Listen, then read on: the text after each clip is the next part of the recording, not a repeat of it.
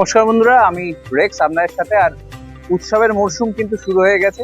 আর পুজোর আগে আমরা কিন্তু নানান রকমের ফ্যাশনের গল্প করি। আর রেক্স স্টুডিওস ইন্ডিয়া সবসময় ফ্যাশনের গল্প নিয়েই থেকেছে। আর লাইফস্টাইল ফ্যাশন মানেই কিন্তু রেক্স স্টুডিওস ইন্ডিয়া। আর সেখানে আমরা আজকে কিন্তু একটা ফ্যাশনের গল্প নিয়ে এসেছি। শুরুতেই বেশ কিছু শুটস দেখলেন ইন্দ্রাশিস রায়ের, একদম ফ্যাশনেবল লুকে পুজোর ফ্যাশনে। এখন আমার সাথে রয়েছে ইন্দ্রাশিস রায়। প্রথমেই স্বাগত। নমস্কার।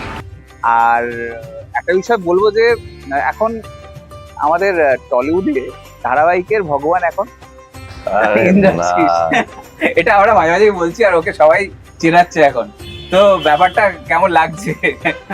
ধারাবাহিক শুরু হয়ে গেছে, ব্যাপারটা খুবই জমে উঠেছে। ব্যাপারটা তো সবসময় ভালো লাগে আমার কাজ করতে, এবং সেই কাজ যদি মানুষ পছন্দ করেন আরও ভালো লাগে।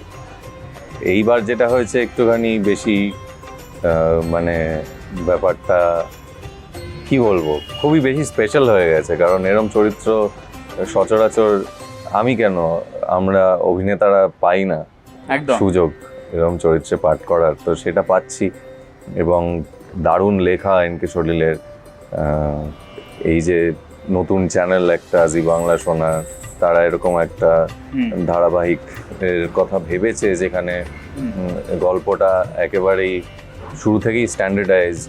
তো সেটা খুবই ভালো লাগার একটা বিষয়, কাজের দিক থেকে তো ডেফিনেটলি, এবং মনের দিক থেকেও একটা ভীষণভাবে রোজ একটা ফুলফিলিং একটা রিয়েলাইজেশন হয় কাজটা করতে গিয়ে। এবং আবার বলছি যে মানুষের ভালো লাগছে, সেটা তো সব থেকে বড় পাওনা সবসময়। আর এই যে ভগবান বলে সবসময় আমাকে এই ডাকা হচ্ছে, এইটা আমি আমি এটা নিতে পারছি না। মানে এটা আমার মাথার ওপর দিয়ে বেরিয়ে যাচ্ছে, আমি রিয়াক্ট করতে পারছি না এটা নিয়ে। আমি কাজটা করি, আমি অভিনেতা হয়ে আমি কাজ করে বাড়ি চলে আসি, ব্যাস এইটুকুই আমি বুঝি। এর বাইরে এটা বলা হচ্ছে আমি শুনছি।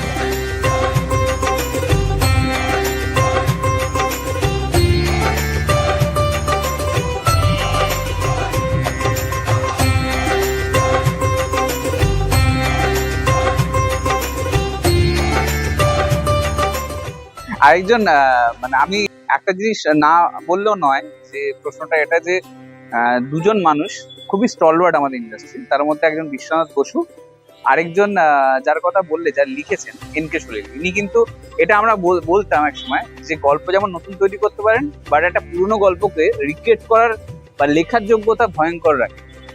এর আগেও তিনি টলিউডে বহু ছবিতে সেটা করে দেখিয়েছেন।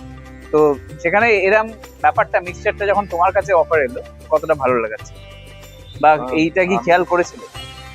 না, প্রথম দিকে আমি বুঝতেই পারিনি। তারপর যখন শুনলাম উনি লিখছেন, তখন ডেফিনেটলি একটা অদ্ভুত এক্সাইটমেন্ট হয়েছিল। কারণ মারবো এখানে লাশ পুরো শ্মশানে, সাপের সবল, চিতার খবল, এইসব ডায়লগ শুনেছি এনকে সলিলের এর থেকে। সেখান থেকে এসে এরকম একটা অ্যাডাপ্টেশন নিয়ে কাজ করা, যেখানে বেঙ্গলি মাইথোলজিটা ভীষণভাবে নর্মালাইজ করে আজকের দিনে সমাজে দাঁড় করিয়ে সেটার একটা ভার্সন দেখানো। সেই যে লেখাটা, সেটা তো খুবই গুরুত্বপূর্ণ একটা জায়গা। সেই লেখাটাই তৈরি না হলে আমাদের কাজটা দমটা থাকতে হবে, শুরুর দিক থেকেই একেবারে নড়বড়ে হয়ে যাওয়ার কথা। কিন্তু অসামান্য তার ক্ষমতা, এবং অসামান্য তার পড়াশোনা, অসামান্য তার জীবনবোধ, তো সেই সমস্তটা একসাথে মিলিত হয়ে আজকে এই স্ক্রিপ্টটা তৈরি হচ্ছে, চিত্রনাট্য তৈরি হচ্ছে। এবং সেটা যখন আমাদের কাছে আসে, অদ্ভুত ভালো ফিলিং হয় একটা, যে এই লাইন্সগুলো আমি বলবো, এই কথাগুলো মানুষ শুনবে। এবং আমি এটা রিয়েলাইজ করেছি যে আমি এই লাইন্সগুলো বলতে বলতে, এই কাজটা করতে করতে, এই চরিত্রে অভিনয় করতে করতে আমি যতটা সমৃদ্ধ হচ্ছি, আমি কিন্তু বাড়ির লোক তথা আরও মানুষের কাছে এটা শুনতে পাচ্ছি যে তাদেরও খুব ভালো লাগছে। তো এইটা সলিলদার একটা বিশাল বিশাল গুণ, এবং খুবই লাকি যে সলিলদার এই ভার্জনে আমি সলিলদার সঙ্গে কাজ করছি। আর এবার ফ্যাশনের গল্প আসি। পুজোর সময় আমাদের যে একটা ভাবনা থাকতো ছেলেবেলা থেকে যে কটা জামা হলো আর কি কি আমরা কোন টাইমে কোন দিন পরবো, এটা কতটা বদলেছে? এইটা আমি খুব অনেস্টলি বলতে চাই, এইটা নিয়ে বহু জায়গায় অনেকে অনেক রকম কথা বলেন এবং কথাগুলো বলার কারণ এরকম প্রশ্ন তাদের কাছে আসে বলে আমার কাছে এই প্রশ্নটা ভীষণভাবে ওয়েলকামিং। কারণ আমি বদলাইনি, এক ফোঁটাও বদলাইনি। পুজোর যেই উত্তেজনা এবং উন্মাদনা ছোটবেলা থেকে ছিল সেটা আমার বেড়েছে, বই কমেনি এক ফোঁটাও। পুজোর আগে আমি কি বলবো, সেই একটা ভেতর থেকে যেই ফিলিংটা আসে না, যেই আলটিমেট মজার যেই ফেস্টিভ সেন্সেশন, হ্যাঁ বোধটা, সেটা যে আমার মধ্যে থেকে বেরোয়, সেটা প্রতি বছর, এই বছরও বেরিয়েছে, আগের বছরও বেরিয়েছে এবং ছোটবেলার মতো সেটা বজায় থেকেছে, এক ফোঁটা বদলায়নি। নতুন জামা কাপড় নিয়েও ভীষণভাবে উন্মাদনা আছে, প্রচুর খাওয়া দাওয়া নিয়ে করার একটা অ্যাবসলিউটলি কোনো রকম ভাবে এখনো পর্যন্ত সেটাতে আমি কোনো রকম ঘাটতি ঘটতে দিইনি, হয়ওনি সেটা, সেটার কারণও ঘটেনি। আমি চাইবো এরকম থাকুক ব্যাপারটা এবং সবাই পুজোটাকে খুব সিরিয়াসলি নেওয়া যেরকম উচিত, পুজোটার ফানটাও সিরিয়াসলি নেওয়া উচিত। কারণ আমার মনে হয় বাঙালি এর কাছে এটা একটা বিশাল বড় উৎসবের থেকেও বড়, এটা খুব বড় উপহার যে আমরা টানা 4-5-6 দিন ধরে ছুটি কাটাই এবং সেইটা কিন্তু আমাদের খুব একটা রিবুট করার সময়। আমরা যারা এত কাজে ব্যস্ত থাকি ভগবানের আশীর্বাদে, তো এই 4-5টা দিন শুধু কিন্তু আমরা রেস্ট নেওয়ার সময় পাই না, আমরা বহু মানুষের সঙ্গে, বহু ছোটবেলার বন্ধুর সঙ্গে, আত্মীয় স্বজন সবার সঙ্গে একটা দেখা হয়, সেটা কিন্তু ইউনিয়ন হয়, ভীষণভাবে একটা আমাদের সমৃদ্ধ করে। তো তারপর আবার গোটা বছরটা ওই তাগিদে চলে যায়। তো আমার কাছে পুজো খুব স্পেশাল এখনো, আমি চাইবো প্রত্যেক বছর আরো স্পেশাল হতে থাকবে, জিনিসটা না কমে কখনো। আর অলরেডি স্পেশাল হওয়া শুরু হয়ে গেছে। আজকে বেশ একটা সাজে দেখতে পাচ্ছি, আনুষি মালদার ডিজাইন পড়েছো, তো আজকে পরপর শুটস রয়েছে আমাদের বিভিন্ন কনসেপ্ট, পাঞ্জাবি তার সাথে কুর্তা, তো কতটা ভালো লাগার? আমার তো ছোটবেলা থেকে সাজতে খুব ভালো লাগে, আমি কখনো ভাবিনি। আমি অনেকটা বড় হওয়ার পর আমি হঠাৎ রিয়েলাইজ করেছি এই কাজটা আমি করতে পারি এবং তারপর তাতে আমি নিজের মন দিয়েছি। তো তার আগে যেটা আমার ভালো লাগা ছিল, যেটা আমাদের কাজের সঙ্গে ভীষণভাবে যুক্ত হলো, ভালো পোশাক, ভালো মেকআপ, দেখতে ভালো লাগা, সেই ব্যাপারটা আমার মধ্যে ছোটবেলা থেকেই ছিল। মানে সেটা নিয়ে আমি খুবই চর্চা করেছি এবং ছোটবেলায় কিন্তু বকা খেতাম এটার জন্য, লুকিয়ে লুকিয়ে টিফিনের টাকা বাঁচিয়ে। তারপর আচ্ছা, আয়নার সামনে কোনো ফাঁট মারছে আর বাবা দেখে নিচ্ছে, এরকম কিছু দেখে হয়েছে? হ্যাঁ, মানে সেটাই বলছি, প্রথম যে স্টাইল মারার ব্যাপারগুলো কাউকে দেখে বাকি, তো কাউকে দেখানোর জন্য না, আমি নিজের জন্যই করেছি সারা জীবন, এখনো নিজের জন্যই করি। তো এগুলো আমার ছোটবেলায় হয়েছে যে আমি এদিক ওদিক থেকে রিক্সা ভাড়া বাঁচিয়ে, টিফিনের টাকা বাঁচিয়ে, চুলের ক্রিম কিনতাম, হ্যাঁ হ্যাঁ, তো এরকম নানান জিনিসপত্র কিনতাম, সেগুলোর একটা আলাদা গন্ধ, হ্যাঁ সেই সুগন্ধে মা বুঝতে পারতো বাড়িতে নতুন কিছু একটা এসছে, তার জন্য বেশ বকাঝকা, পিটুনি অনেক কিছু হয়েছে জীবনে, কিন্তু সেগুলো এখন কাজের দরুন আমি করতে পারি এবং সেগুলো বাড়িতে ভীষণ ওয়েল অ্যাকসেপ্টেড এখন। অবভিয়াসলি আমি বড় হলে সেগুলো আমারই জিনিস হয়ে যেত, কিন্তু সেটা এখন কাজের দরুন হচ্ছে এবং সেটা is a part of my profession, সেটা আমার কাছে খুবই একটা বড় পাওনা। আচ্ছা, তোমার কাছে স্টাইল স্টেটমেন্ট বা ফ্যাশন বলতে গেলে কি? আমি সেরকম ভাবে কখনো ভাবিনি। এই মানে আমি খুব কমফোর্টেবলি যেটা আমি ক্যারি করতে পারি, কমফোর্টেবল যেই পোশাকে আমি থাকতে পারি, সেটাই আমার কাছে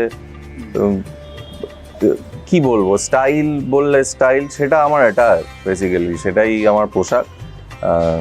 সেটা নানান রকম হতে পারে, আমি সব রকম জামা কাপড় পরতে ভালোবাসি, সেটা ওয়েস্টার্ন হোক, ইন্ডিয়ান হোক, এথনিক হোক, ট্রেডিশনাল হোক, একদম বাঙালি সাজ, সেটা আমার ভীষণ প্রিয়।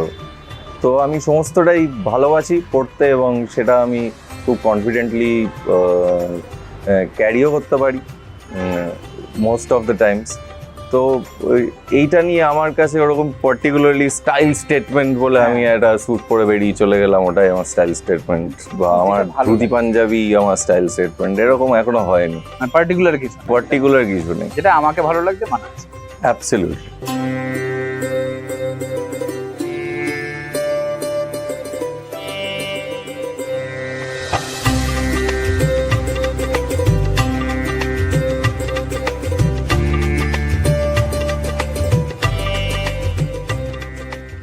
একদম।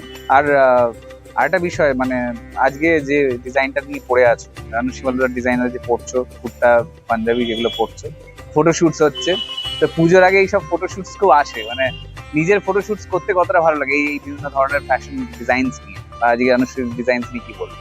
খুব ভালো লাগে, কারণ এইগুলোর জন্য আমি সত্যি সময় বের করতেও পছন্দ করি। সেটার জন্য যেই সময়টা আমি বের করি সেটা কিন্তু অনেকটা নিজের জন্য করি আমি। আর আনুশ্রীর সঙ্গে আমার বহুদিনের সম্পর্ক। আমি একটা ছবি করেছিলাম কুহেলি বলে, তো সেইখানে কিন্তু আনুশ্রী আমাদের পোশাক দিয়েছিল, তো she was the costume designer. কাজেই আমার প্রায় 10 বছর হয়ে গেল আনুশ্রীর সঙ্গে আলাপ, এবং আজকে ওর সঙ্গে দেখা হয়নি আমার এখানে কাজ করতে এসে যদিও, কিন্তু ওর জন্য অনেক শুভেচ্ছা সবসময় থাকে আমার। এবং ও খুবই ভালো কাজ করে, ও খুব ভালো বোঝে মানুষ অনুযায়ী কি পোশাক হতে পারে, সেটা সেই সেন্সটা অর্গানিক ব্যাপারটাও খেয়াল। আনুশ্রীর ভীষণভাবে আছে। আর অবশ্যই এবার আমরা শুটসে ফিরে যাব, আর অনেক যে নতুন লুকস গুলো আমরা আজকে দেখাচ্ছি, এক একজন আমরা যেমন অ্যাক্ট্রেসদের এতদিন ধরে দেখাচ্ছিলাম, এবার ইন্ডাস্ট্রির যে নতুন লুকস গুলো রয়েছে সেটা আমরা দেখবো ফটো শুটস এর মাধ্যমে। আর অবশ্যই ভিডিওস গুলো লাইক, শেয়ার আর সাবস্ক্রাইব করতে ভুলবেন না, কারণ আমরা কিন্তু নতুন নতুন ফ্যাশন কন্টেন্ট নিয়ে আসছি, আর এক একজন অ্যাক্ট্রেসদের ফ্যাশন লাইফ নিয়ে আমরা এখানে যেমন আড্ডা দিচ্ছি, তাদের এক্সক্লুসিভ ফটো শুটস গুলো দেখাচ্ছি। তো এবার ইন্ডাস্ট্রির কি লুক রয়েছে সেগুলো কিন্তু দেখতে হবে, আর এই ভিডিওতে চোখ রাখতে হবে, কারণ এরপরেই আমরা সব আচ্ছা সব সিকোয়েন্স গুলো দেখাবো, যেখানে ভালো করে পোজ দেবে আমাদের হ্যান্ডসাম ইন্ডাস্ট্রি। একটু আমার দর্শকদের শুভেচ্ছা দিয়ে দাও। সকলকে আমার তরফ থেকে শারদীয়ার অনেক অনেক শুভেচ্ছা।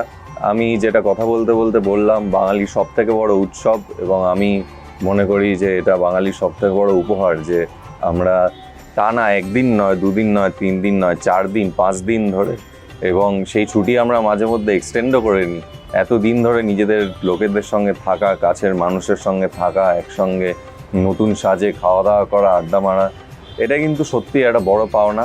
আপনারা সবাই পুজো ভীষণ আনন্দে কাটান, ভীষণ ভালো থাকুন, এবং সর্বোপরি আপনারা সকলে সুস্থ থাকুন। শুভ শারদীয়া।